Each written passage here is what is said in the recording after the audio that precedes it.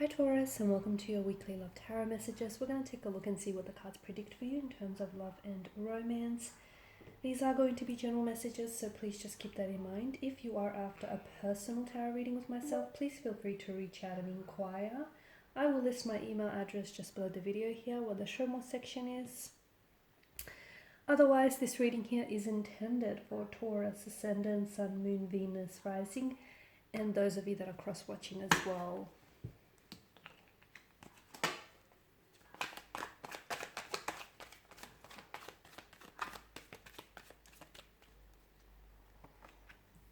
Okay.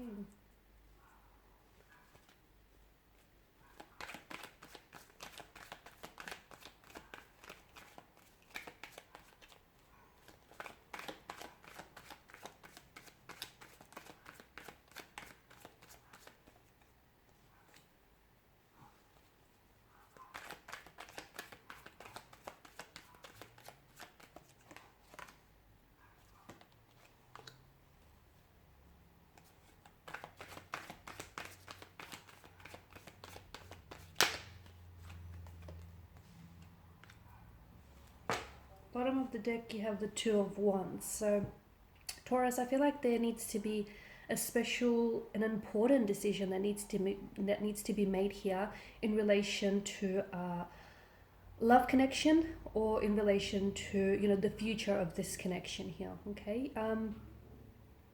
Both the decisions I feel like have pros and cons, and either choice or decision that you'll end up committing to, just be mindful that you're also committing to the ramifications of that decision here. The Six of Swords below the Two of Wands here.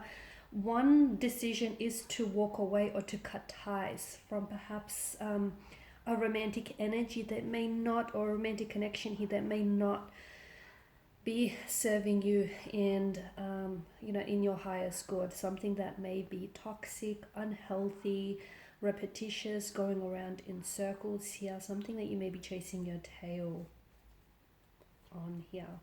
Okay. You've come up as the Seven of Pentacles here, the only pentacles in the suit here, and this is your energy. It's almost like you're waiting here. It is an energy of frustration here, so you may be getting frustrated with maybe the way that things are playing out here with regards to a romantic energy, a relationship, a romantic connection here. Some of you, I feel like maybe you're waiting for communication, maybe you're waiting for someone to make a move, for someone to change their behavior, okay, change their attitude, their behavior, change the things that they say or do here.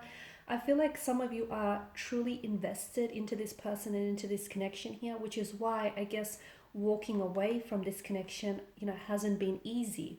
If it was such an easy choice and such an easy decision, I'm sure that by now you would have made that. So Seven of Pentacles, you're definitely, it's this sense of you've invested so much of yourself and so much of your time and your energy into someone or something, and definitely you're not seeing the results here. Okay. You're not seeing the results. Maybe this person here is they're filling you up with empty promises. They'll say that they change, or they'll say that they leave a third party for you. They'll say that they'll become a better person and they'll work on themselves, or they'll kick this addiction to the curb, or they'll improve on their behavior. So, and here you are, you're sticking it out and you're waiting for that time when suddenly everything will change here. The problem with waiting is that for some people or some things, you could possibly end up waiting forever, which is why it may be good to give yourself a time frame or a timeline, okay? A bit of an expiration date for whomever or whatever it is that you're waiting for, because I can see that this is unhealthy, and I can see that the longer that you stay in this type of a connection, it's draining you of your energy. Whether it's your physical, your emotional, your mental, your spiritual energy, it's obviously taking more away from your happiness than it is contributing, to this happiness. And I feel like I understand that, the devil brings in an energy with it that is very addictive, very consuming, obsessive, possessive as well. And I understand it's not just, a simple choice of walking away from something that feels so intoxicating and so consuming, but the longer you stay, much like Adam and Eve in the picture here, the longer that you begin to resemble, and you begin to resemble the devil itself. The longer that you stay, you begin to, the deeper the rabbit hole goes, right? So it's definitely damaging to your self-esteem here. I can see that there's a lot of fears, anxieties, and insecurities in this reading, okay? And maybe that's what's keeping you trapped, because both the cards to the side of the Seven of Pentacles to me indicates that someone feels like they have no clear way out. Someone feels like they're trapped or restricted by their set of circumstances. Someone, unfortunately, is allowing for maybe their insecurities, their flaws, their fears, their anxieties here to dictate their action, okay? And what's it doing is it's keeping them paralyzed. It's keeping them immobilized because they're scared to make a move. They're scared to, they know that, whether it's you or your energy here, they know that, they have addictions to cut, to dismiss. They know that, they have to improve themselves. They have to do some inner work. They have to do some healing here. They have to confront some pain, some insecurities, okay? But this person is not ready. They're not ready to do it. So they may acknowledge it, okay? They may not necessarily be in denial about it, and I guess that's a good thing. But I feel like they're either too far gone, they're like in too deep here, or they just feel so helpless, okay? They just feel so helpless that they're allowing themselves to be consumed, It's also a feeling of victimization as well. This person feels like things are happening to them rather than for them.